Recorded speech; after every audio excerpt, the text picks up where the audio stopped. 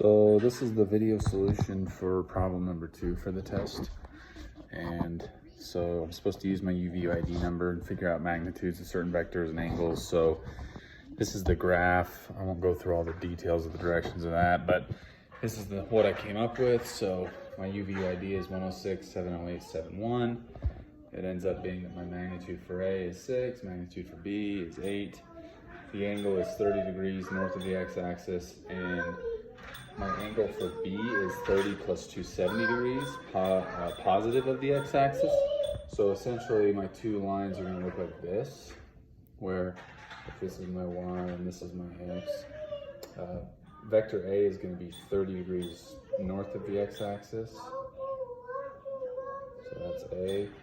And then B is positive of the x-axis, 30 plus 270 degrees, which is 330 degrees, which if you look at it as 360 being the full circle minus 330, you're going to be essentially 30 degrees south of that. So vector B is going to be here, 30 degrees. So hopefully I'm doing that right. That's what I'm interpreting this as. So then it wants to know the magnitude of C. Let me just double check. I know what it's asking for. Oh, it wants to know obtain the magnitudes and directions of vectors magnitudes, direction of vectors, and calculate A plus B. So it wants to know what A plus B is. So how do I do this?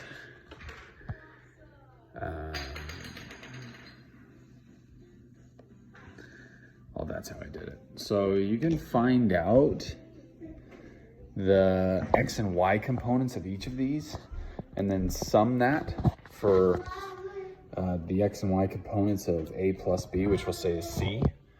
So if we're looking, for example, at A, I'll run through A's completely. So if we're looking at A, we have 30 degrees here. So this Y value and this X value, you can figure out through the trigonometry. So this would be, so like A in the Y direction is equal to cosine.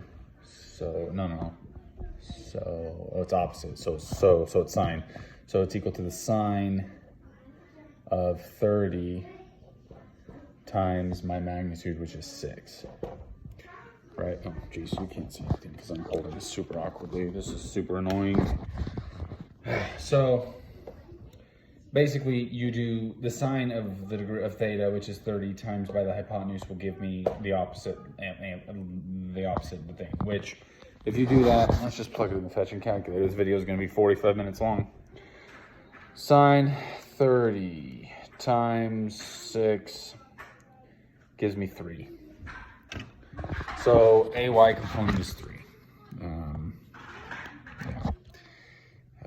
And then you can do the same thing for the vector B, and you can also do it in the X direction, which would be cosine 30 times 6. So if you do cosine 30 times 6, that's going to give me 5.19, right? So A to the X is equal to 5.19. Okay, so I'm going to do the same thing for vectors B, Bx and By. And I've already written those down, so let me see what they are. So if you do the same thing for Bx and By, the only thing you'll change about this is that the magnitude of the hypotenuse, B, is 8 instead of 6.